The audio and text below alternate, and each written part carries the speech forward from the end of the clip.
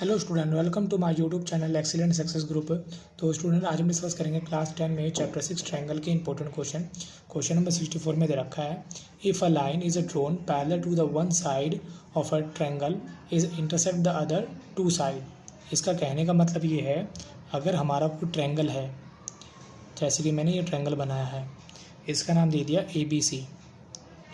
इसके अंदर कोई एक लाइन इस तरीके से ड्रॉ की गई है कि वो लाइन, जैसे कि मान लो DE, ये DE लाइन पैरेलल हो ABC के, तो ये ट्रायंगल की दो साइडों को दो पॉइंट पर इंटरसेक्ट करती है, D पर और E पर, distinct point. The proof that the other two side are divided in a same ratio. जो ये लाइन है ये इसको बराबर दो हिस्सों में बांटती है, मतलब AD upon BD, AE upon EC, इसमें डिवाइड करती है। बात हमें प्रूफ करके दिखाओ।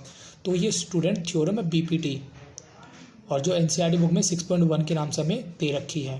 ठीक, थ्योरम नंबर 6.1। तो इसको सॉल्व करना शुरू करते हैं। सबसे पहले लिखते हैं गिवन पार्ट। गिवन में दे रखा है इन ट्रायंगल ABC, जिसके अंदर मेरी जो DE लाइन है वो पैरेलल है किसके, BC के, और हमें टू प्रूफ करना है, टू प्रूफ कि ये जो लाइन है DE ये इसको इक्वल रेशियो में डिवाइड करती है, मतलब AD upon BD and AE upon में EC। ये बात हमें प्रूफ करनी है। तो इसे प्रूफ करने के लिए मैंने की कंस्ट्रक्शन, मैंने दो परपेंडिकुलर ड्रॉ किए। पहला परपेंडिकुलर ये वाला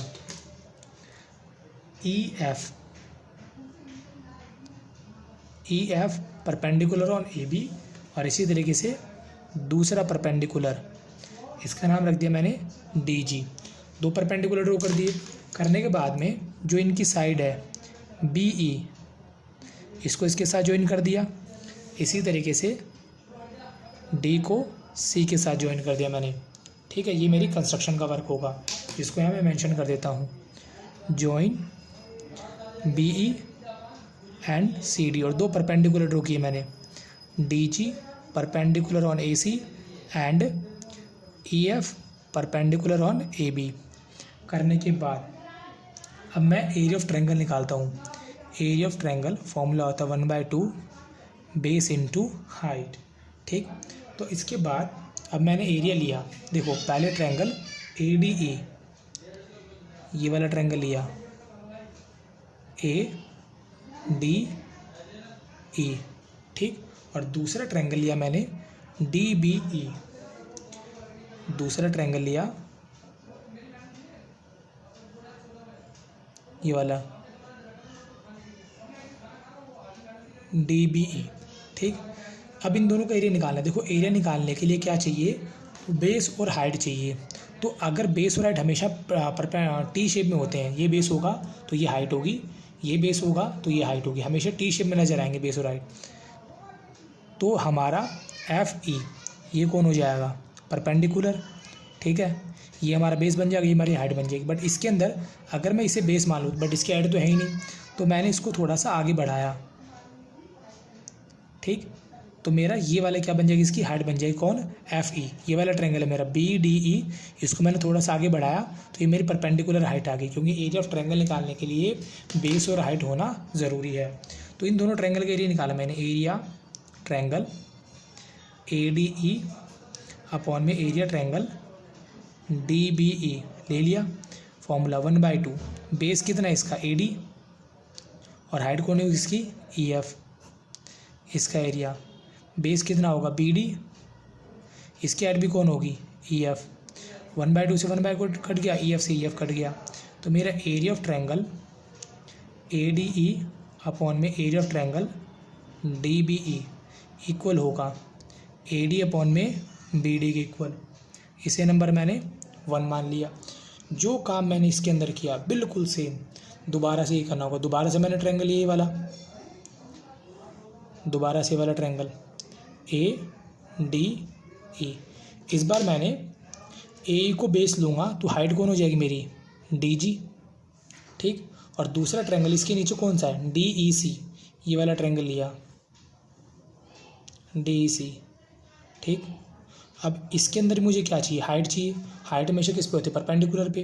तो मैंने इसको थोड़ा सा बढ़ाया, बढ़ाने पर ये इसकी परपेंडिकुलर हाइट होगी डी जी, इस वाले ट्रायंगल की। देखो ये वाला ट्रायंगल है डी ई सी, जैसे मैंने इसको बढ़ा दिया ई जी तक, तो इसको मैंने ज्वाइन किया, मेरे डी जी परपेंडिकुलर हाइट होगी। अब इसका एरिया निकालते हैं। Area triangle A D E upon में एरिया ट्रायंगल डी ई सी। फॉर्मूला वही 1/2, बेस किसे लिया मैंने ए ई, तो हाइट कौन होगी मेरी डी जी। इसी तरीके से 1/2 बेस मेरा कौन होगा ई सी, तो हाइट कौन होगी डी जी। डी जी से डी जी कैंसिल होगा, 1/2 से 1/2 कैंसिल हो गया। यहाँ कौन है area A D E, area triangle D E C equal आया ए ई अपॉन में ई सी के। इसे नंबर मैंने 2 ले लिया। लेने के बाद क्वेश्चन में गिवन था दोनों लाइनें क्या है मेरी पैरेलल हैं। ध्यान से देखना, ये लाइनें थी मेरी parallel D E C B. हमने 9th क्लास की थ्योरम के अंदर पढ़ा था, अगर दो ट्रायंगल एक ही बेस पे हो और पैरेलल लाइन के बीच में हो तो उनका एरिया क्या होता है, इक्वल होता है। तो मेरा एरिया डी बी ई का, जो मैं रेड कलर से ड्रॉ कर रहा हूँ, इस वाले ट्रायंगल का जो एरिया होगा वो इक्वल होगा ट्रायंगल डी ई सी के। इसको मैं ग्रीन कलर से दिखा रहा हूँ, ठीक है। ट्रायंगल, इस रेड वाले ट्रायंगल का एरिया इस ग्रीन वाले ट्रायंगल के एरिया के इक्वल होगा। क्यों, दोनों एक ही बेस यानी डी ई पे बने हुए हैं और पैरेलल लाइन के बीच में बने हुए हैं, इस वजह से इनका एरिया क्या होगा, इक्वल होगा। तो यहाँ लिखता हूँ मैं area of triangle D B E equal होगा area of triangle D E C के, ठीक। इसे नंबर मैं 3 देता हूँ। क्यों देखता हूँ, if two triangle have a same base between parallel line then their area will be equal। तो उनका एरिया क्या होता है, इक्वल होता है, ठीक। इसे नंबर मैंने 3 मान लिया। इसके नीचे कुछ भी नहीं है, 1 मान लिया, नीचे कुछ नहीं है 1 मान लिया। अब मैंने इसका कर दिया reciprocal both side, reciprocal both side, ठीक। बोथ साइड किया तो इसको उल्टा कर दो, एरिया ऑफ ट्रायंगल रेसिप्रोकल हम बता दो, इसको उल्टा कर देना D B E area triangle D E C कर दिया। अब देखो डी बी ई इसके नीचे आ रहा है, डी ई सी इसके नीचे आ रहा है, दोनों के ऊपर कौन आ रहा है, ए डी ई, दोनों के ऊपर कौन आ रहा है, ए डी ई। तो मैंने मल्टीप्लाई कर दिया, multiply area A D E both side, इसको भी ए डी ई से मल्टीप्लाई कर दिया, यानी कि ऊपर की तरफ लगा दिया A D E upon area triangle D B E. इसी तरीके इसको मल्टीप्लाई कर देंगे तो कितना हो जाएगा, area A D E upon में डी ई सी। करने के बाद फिर मैंने लिखा यूजिंग 1 and 2, ठीक है। एरिया ए डी अपॉन में डी बी ई किसके बराबर है, ए डी अपॉन में बी डी के, ए डी ई अपॉन में डी ई सी किसके बराबर है, ए अपॉन में ई सी के। और ये बात हमें क्या करनी थी, प्रूफ करनी थी। देखो जरा, ए डी अपॉन में बी डी, ए अपॉन में ई सी। और इसी के साथ मेरा क्वेश्चन नंबर 64 यहाँ पे कंप्लीट होता है। उम्मीद करता हूँ स्टूडेंट आपको क्वेश्चन समझ में आ गया होगा। अगर आपको वीडियो अच्छा लगा तो वीडियो को लाइक करें, शेयर करें, कमेंट करें और इस चैनल को जरूर सब्सक्राइब कर लें। मिलते हैं अगली वीडियो में। Okay, bye bye, thank you.